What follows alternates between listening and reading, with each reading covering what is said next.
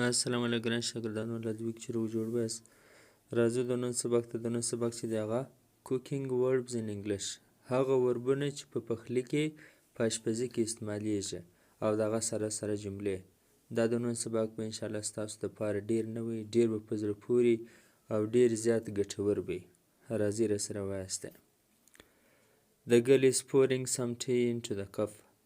The girl is pouring some tea into the cup. انجلۍ په پیاله کې چای تویوي چای اچوي سپ معنا غړپل څښل She is sipping the hot tea slowly. She is sipping the hot tea slowly. هغه تودې چایوي سوکه سوکه څښي یعنې غړپي یې په ویډیو درته وګورئ ډېر عجبه ورځونه وربونه کوکینګ وربونه او جملې به زده کړئ Toast تودول Let's toast some bread on the toaster. Let's toast some bread on the toaster. راځئ یو څه ډوډۍ پر تبخي باندې توده کړو ټوسټر د تودېدونکی شی دی Spread په لړل یا پر اوارول یعنې پر اورول I like to spread some butter on my toast in the morning. I like to spread some butter on my toast in the morning. زه سهار مهال زما پر سره کړې ډوډۍ باندې کوچي هواروم پر لړمې ډوډۍ Squeeze کښېکښل یا نښتېږل She is squeezing a lemon. هغه لیمبو کښېکاږي دا لیمبو چې کښېکاږي چې پر شي باندې اچوي د دې لپاره Break ماتول Break the eggs into a glass bowl. هګۍ د څښې په ګلاس کې ماتې که یا د څښې په تالۍ کې ماتې که باول کاسه تالۍ Weigh تلل Weigh the flour on the scale. Weigh the flour on the scale. وړه په ترازو کې وتله Peel سپینول Tom is peeling the potatoes. Tom پټاټې سپینوي Dip وچښل Don't dip the biscuit into tea. Don't dip the biscuit into tea. بسکوټ په چای باندې مه څښه هغه بعض انسانان چې په پوره کې نو بسکوټ په چای باندې چښکي Crush کوټل یا میده کول My mother is crushing the garlic in a mortar. زما مور په اونګه کې وږه کوټي Sprinkle دلته د وی پاتې شوی دی Sprinkle پر پاشل پر شیندل Sprinkle some pepper on my soup. زما پر شوروا باندې یو څه مرچ واچوه وپاشه Sprinkle some pepper on my soup.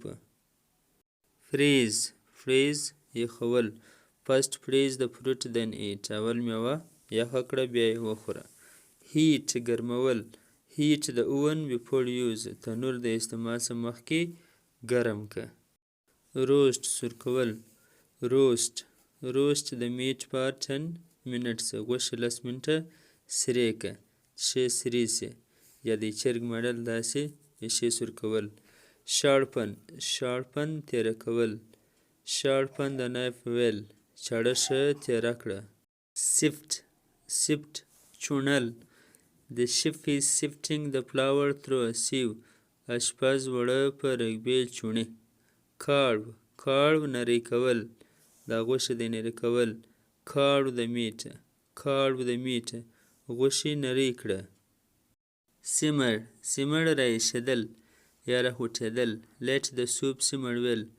پرېږده چې شوروا ښه راوایشېږي داسې کوبی وي کې دغه حالت ته وایي فل ایښېدل هم نه چې ښه راګرمه سي Melt ویلې کول Melt the oil before use. غوړي د استعمال څخه مخکې ویلې کړه Melt the oil before use. Fry سره کول I am frying an egg. زه یوه هګۍ سره کوم یعنې پر اور یې پخوم Scramble سره لړل یا ګډول Scramble the egg well. دا هګۍ چې موږ پخوا کړو کله کله موږ یې ښه سره ولړو چې ښه سره ګډه سي هګۍ ښه سره ولړه Boil ایښېدل The tea is boiling. چای ویښیږي Slice کاټول I am slicing the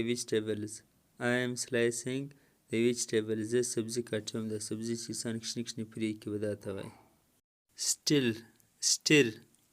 Stir لړل stir the soup with a little stir the soup with a little شوروا په کاچوغه ولړه لیټل بیا دغه کاچوغه ته به هغه شپس استعمالوي سټیل سره لړل دا شان سره ولړئ په دې کې put the lid on the cauldron put the lid on the cauldron پر دیګ باندې سر کښېږده پر دیګ سر کښېږده remove لرې کول remove the lid from the cauldron remove the lid from the cauldron د دیګ څخه سرپوښ لرې که سرجن لرې که chop کاټول she is chopping the onions هغه پیاز پرې کوي نو ګرانو شاګردانو دا و زموږ د نن سبق زما په سبقانو کې ډېر زیات په زړه پورې و ډېر نه ویلو ډېر زیات استعمالېدونکي کوکینګ وربس ویډیو لایک کړئ الله حافظ در بل سبقه شی چایر